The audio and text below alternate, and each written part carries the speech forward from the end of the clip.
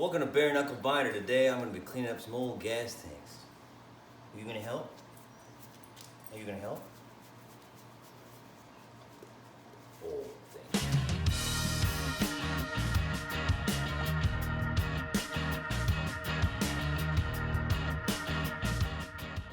I was originally planning to put a frame-mounted toolbox, like a storage container to keep extra tools and tire chains on the passenger side of my M5H4. But when I bought the seat rails for the truck, the guy I bought the seat rails from actually had an original side saddle tank from the KB era trucks. I remember when I was a kid, I saw pictures of M5H6s after the war being retrofitted for civilian use, and I saw them with these tanks on them, and I loved how they looked. So I searched about 15 years for the good condition one that I have on the driver's side of the truck, and less than a year later, I just had this one fall on my lap. So I figure, dual tanks, baby. Dual tanks, baby. And over here, I just picked this thing up on Craigslist in Austin with 4 other jerry cans, but this one is actually a 1943. So this is actually a World War II jerry can. So both of them are in really good condition, except they're both dirty. So today, I'm gonna go through and clean them up. On the saddle tank, I've already gone through and removed the sending unit. I still need to test it and see if it's good. That would be worth the price of the tank alone. I've removed the pickup tube. When I did, I was very careful because the small Philister head screws that go in the top here, you have to be very careful taking them out because they're not usually stuck too bad on these tanks for some reason, but they do seem to strip out the head of the screw. So using an impact driver with a hammer, really helps to get those out without bungling them up too bad. Can't remember what the guy said was in it. It definitely smells like old gas, but it doesn't smell overwhelmingly like old gas. So I think he put something in there to maybe clean it out, but it's still pretty dirty. You can see in the filler neck of the tank that it's just got a bunch of crud in there. So the first thing I did after removing that stuff was I had to remove the mounting brackets. It's fantastic that it came with those too. But I had to remove them. It wasn't too bad. And now I have the tank sitting on a pan. It's drained out as much as I can get it. So now I can start making up a little jig to make a little tank rotisserie for it. With the jerry can, I'm not really sure what I'm going to do yet. I might just be putting some abrasives in it and shaking it by hand, but we'll see. That said, we'll get right into it. Lucille, the baby girl, the baby girl. You love gloves. What up, puppy? You're a YouTube star. You're on my foot. Can't do anything because you're on my foot. This shop is covered in dog hair. Okay. Alright. Okay. Gotta get to work now. So this is the stuff that I drained out of it. Smells terrible. I tell you, it tastes even worse. Okay, so a pretty popular way to clean up a gas tank, especially with something big and unwieldy like this, is to make a gas tank rotisserie. So I kind of have an idea in mind to make some type of a clamp with an access point. So first thing I need to do is trace the ends of this. Handyman's friend, use some cardboard.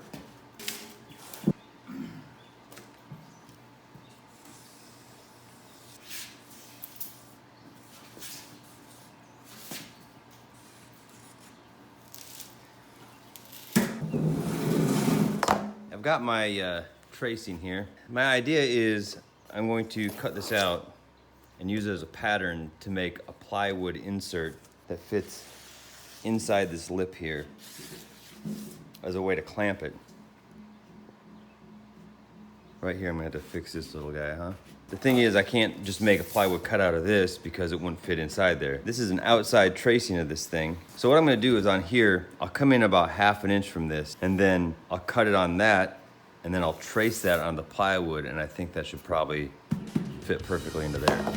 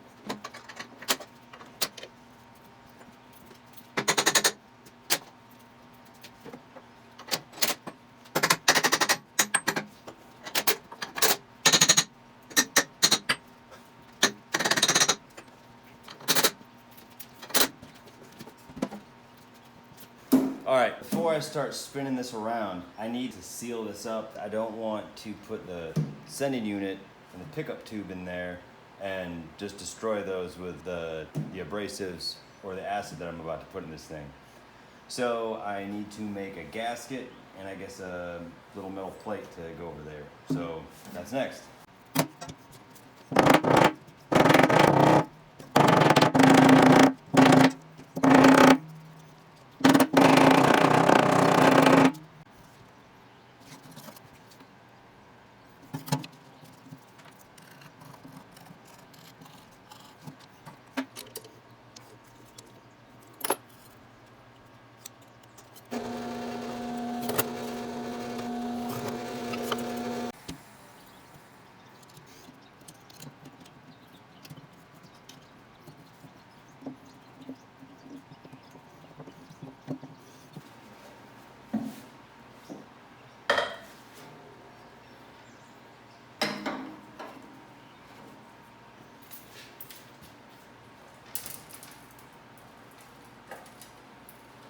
Well, that seems to work pretty well.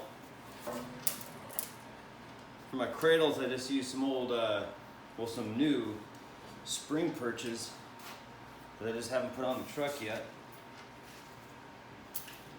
I can tighten up these pipe axes on the end here. I think we're ready to roll. I'll probably make a handle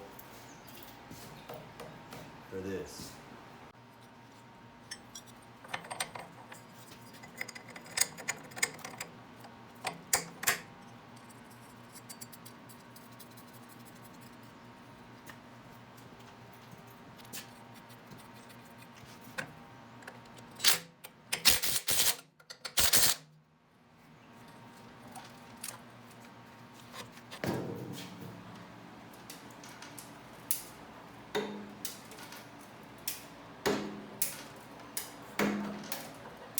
Now I originally wanted to make this, hook it up to a pipe stand on the other end, put this end into an electric pipe threading machine, and then just leave it out back running for an hour or two, but couldn't find a machine for rent locally, so this will have to do for now.